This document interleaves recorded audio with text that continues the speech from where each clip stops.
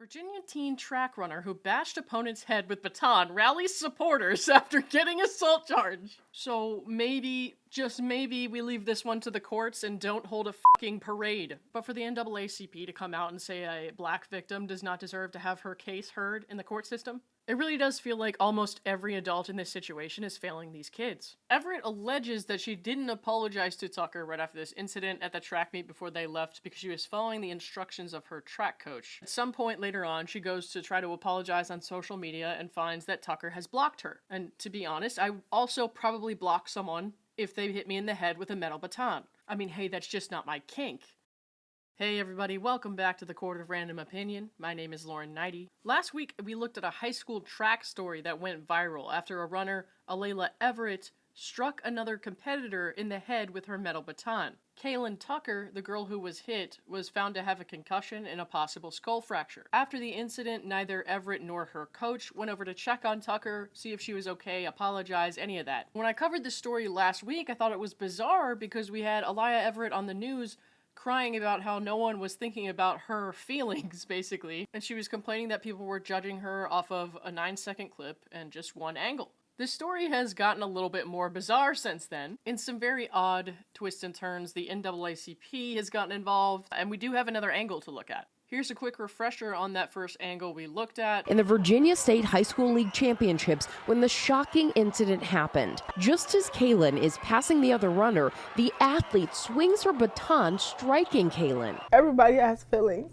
so you're physically hurt, but you're not thinking of my mental, right? It definitely seems intentional when you raise your arm all the way up above your head and then smack it down on the girl's head in front of you. Like, what? So that was the angle we looked at last week, and here, really quickly, is the second angle.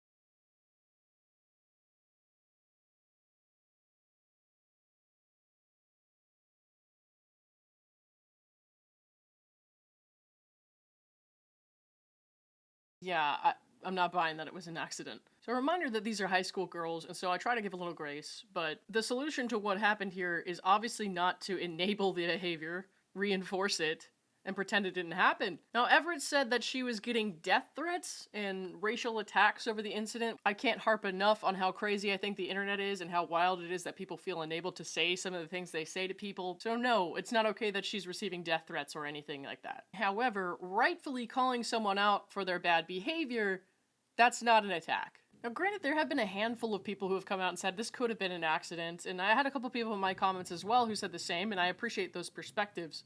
However, I'm just not convinced, based on what my eyes are seeing, that that's what happened. And people have overwhelmingly been on the side of Tucker, the girl who was hit. And I'm not sure why I should even have to say this, but keep in mind, and this is going to speak a little more to how bizarre the recent developments have been, keep in mind that Tucker, the victim, is also a black girl. So Everett alleges that she didn't apologize to Tucker right after this incident at the track meet before they left because she was following the instructions of her track coach. And if that's true, then that coach sounds like kind of a moron. Granted, I really don't know anything about this person other than they think it's fine for unapologetic violence to be inflicted during a track meet. That coach should step up and take some accountability too. So she didn't apologize, and then at some point later on, she goes to try to apologize on social media and finds that Tucker has blocked her. And to be honest, I also probably block someone if they hit me in the head with a metal baton. I mean, hey, that's just not my kink.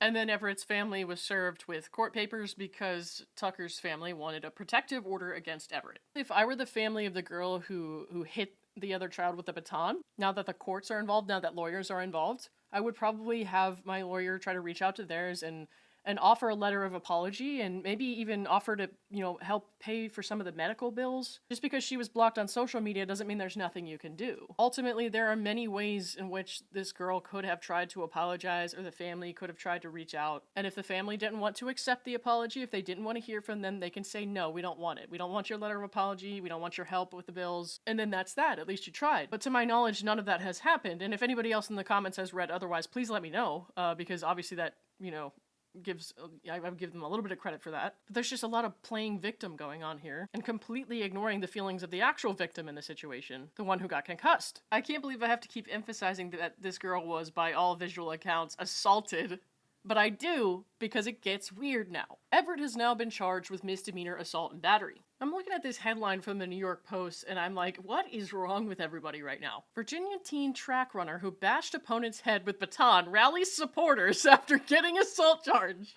I'm living in the upside down. Now, even if you look at those clips and you think, okay, there is a possibility that that could have been an accident, holding a rally in support of the person who struck someone else with a baton, knowing there's a damn good possibility that was on purpose, that's weirdo behavior to me. So maybe, just maybe, we leave this one to the courts and don't hold a fucking parade. The Virginia teen who was seen bashing an opponent's head with a baton during a high school track meet held a rally of supporters on Thursday to reiterate her innocence.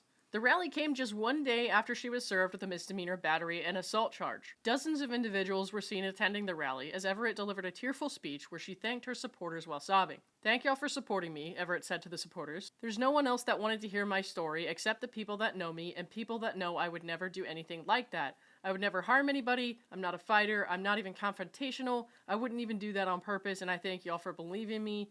I love y'all." Everett's speech was met with loud applause and a chant of "We stand with you." The New York Post also wrote, local community activist Jermaine Green called for unity from the community in support of the teenager. "It bothered me to my heart to see how the whole world was dragging this young lady, dragging her character based on what they thought they saw. I just wanted to step up, speak out, and bring unity and let this young lady know that the city of Portsmouth has her back." Now guys, if they really didn't want to draw any more attention to this situation, this could have been a Facebook post. You didn't need to have a rally. I mean, seriously, that's more personal. It goes to the people who actually know you, who you want to thank for their support and stuff like that. But this is just, like I said, drawing more attention to the situation. It's going to draw more criticism, naturally. I mean, I don't personally support anyone contacting this girl or her family because I think that's nuts. But it is now an unfortunate part of human nature for people with no boundaries and who are kind of insane and sitting at home and have nothing to do to contact and harass people when they see things they don't like on the internet. Sending slurs or death threats to a high school girl, that's not doing any justice. And that's actually probably just going to bring out more support for the girl who seems to have actually assaulted someone. And that will create more of a buffer between her and having to take accountability for her actions. Sometimes onlookers, spectators, or even the people themselves, when they see all this unfiltered hate and insane stuff happening, that actually deflects away from what this girl did wrong and then turns it into, well, we're on her side because we don't think she deserves the kind of projection that people are throwing at her right now. So people who do this thinking that they are making some kind of important statement or doing something helpful at all, they're really making a mistake. Because now all of a sudden you have turned her into actually a victim. Because then you're taking someone who's in this place where all of a sudden they may be forced. They may have to take accountability for their actions. See, there's no way out of this. You do have to, you can't just get away with stuff like this. You do have to own up to it. And you're shifting the lens to where people are just now seeing this poor high school girl who's being harassed by psychos. So why people continue to do stuff like this, not only because it's wrong to harass a high school girl, no matter what she did, but it's also just beyond me that anybody thinks it's okay and it's helping somehow. It's just not. Other people become more involved, like the Portsmouth NAACP president.